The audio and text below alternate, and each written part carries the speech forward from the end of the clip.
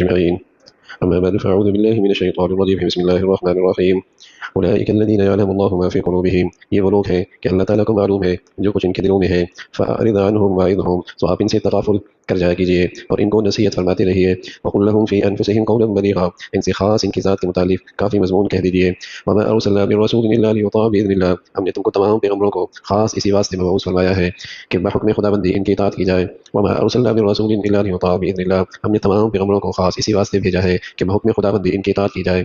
ولو أنهم ظلموا أنفسهم جاءوك فاستغفروا الله واستغفر لهم الرسول، اگر جس وقت اپنا نقصان کر بیٹھتے ہیں اس وقت آپ کی خدمت میں حاضر ہو جاتے پھر اللہ تعالیٰ سے معافی چاہتے، رسول بھی ان کے لیے اللہ سے معافی چاہتے، لوجدوا الله توابا رحيما، ضرور اللہ کو توبہ قبول کرنے والا اور رحمت کرنے والا پاتے.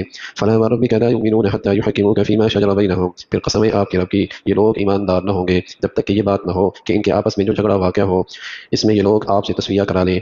ثم لا يجدوا في انفسهم حرجا مما قضيت ويسلموا تسليما، پھر آپ کے تسویہ سے اپنے دلوں میں تنگی نہ پائیں اور پورا تسلیم کر لیں.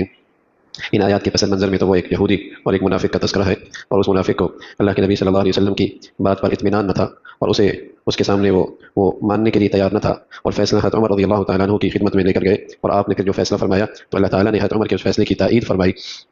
پھر وہ آپ کی خدمت میں آئے اور کہنے لگے کہ ہمارا مقصد یوں نہیں تھا اور ہم تو اتفاق کی شکل چاہتے تھے اور صلح چاہتے تھے، اس لیے حضرت عمر کے پاس گئے تھے، ہم نے آپ کے حکم کا انکار نہیں کیا. تو اللہ تعالیٰ نے ان کی اس بات کی بھی تردید فرمائی ہے اور فرمایا کہ اللہ تعالیٰ خوب جانتے ہیں جو ان منافقین کے دلوں میں ہے، بس آپ ان کو اچھے طریقے سے نصیحت فرماتے رہیے، ورنہ اللہ نے اپنے رسول بھیجے اس لیے ہیں کہ ان کی اطاعت کی جائے.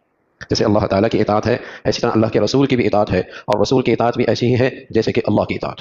جیسے کہ اللہ کی اطاعت ہے تو پیغمبر کا دنیا میں تشریف لے کے آنا اس کا مقصد یہی ہے کہ اس پیغمبر کی اطاعت کی جائے. اور پھر بھی اگر کسی انسان سے پیغمبر کی اطاعت میں کوتاہی ہو جائے، اور ہو سکتی ہے کوتاہی، لیکن اپنے کوتاہی کا اعتراف کرے، اپنی غلطی مانے. یہ بڑا تکبر ہے کہ غلطی بھی کرے اور پھر غلطی کو مانے بھی نہیں، خطا بھی ہو اور پھر اس خطا پہ اصرار کرے اور اس پر معافی نہ مانے اور اس کی مختلف قسم کی تعویلیں کرتا رہے، تو یہ نفاق ہے اور یہ تکبر ہے، یہ اللہ کے ہاں قابل قبول نہیں ہے. خطا تو ہو سکتی ہے اور کوتاہی تو ہو سکتی ہے، تو اس خطا کے ساتھ اعتراف کر لینا کہ غلطی ہو گئی ہے اور ہم قصوروار ہیں اور ہم اس کے معافی کے طلبگار ہیں. اگر یہ اللہ تعالیٰ سے معافی مانگتے تو اللہ کا رسول بھی ان کے لیے دعا کرتے کہ اللہ انہیں معاف فرما دے.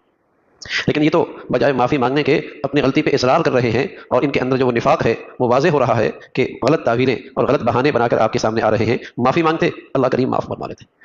غلطی کر لینا، اللہ کی نافرمانی کرنا بری بات ہے، لیکن اس سے بھی بری بات یہ ہے کہ اس غلطی پر اصرار کرنا، اور اس سے بھی بری بات ہے کہ اس غلطی کو غلطی نہ سمجھنا، اس برائی کو برائی ہی نہ سمجھنا.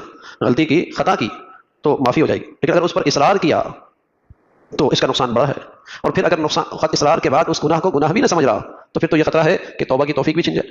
کبھی زندگی بھر اس کو اس گناہ پہ توبہ کی توفیق نہ ہو، اس لیے کہ وہ تو غلط سمجھتا ہی نہیں، وہ تو اسے گناہ سمجھتا ہی نہیں. اس لیے کہ اب کوئی اگر اس کو سمجھائے، نصیحت بھی کرے، تو وہ اسے اپنا خیرخواہ نہیں سمجھتا، بدخواہ سمجھتا، بلکہ سمجھانے والے ہی کو برا سمجھتا ہے اور اپنا بدخواہ سمجھتا ہے. اس لیے کہ جس گناہ میں مبتلا ہے اس کی نظر میں اب وہ گناہ رہا ہی نہیں. تو فرمایا یہ خطا ہو جاتی ہے، لیکن اگر اللہ کے دربار میں یہ معافی مانگتے اور اللہ کا رسول بھی پھر ان کے حق میں اللہ تعالیٰ سے معافی مانگتے تو اللہ کو بڑا مہربان پاتے، اللہ تعالیٰ کو بڑا مہربان پاتے. اور فرمایا قسم ہے تیرے رب کی کہ وہ ایمان والا نہیں ہو سکتا جو اپنے معاملات میں آپ کو حکم نہ بنائے اور آپ کے فیصلے پہ مطمئن نہ ہو. وہ تو ایمان والا کیسے ایمان والا ہو سکتا؟ قسم ہے تیرے خدا کی کہ ایمان کا تقاضا تو یہ ہے کہ اپنے معاملات میں آپ کے فیصلے کو، آپ کی زندگی کو حکم بنائے.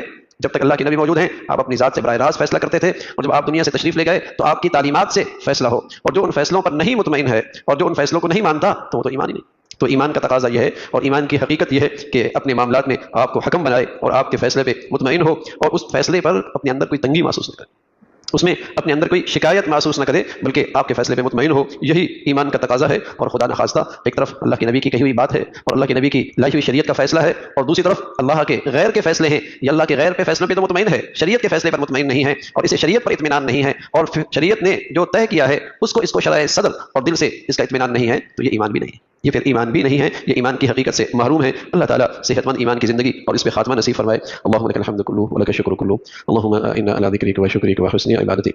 نستغفر الله ونتوب إليك، نستغفر الله ونتوب إليك. سبحان ربك رب العزة عما يصفون وسلام على المرسلين والحمد لله.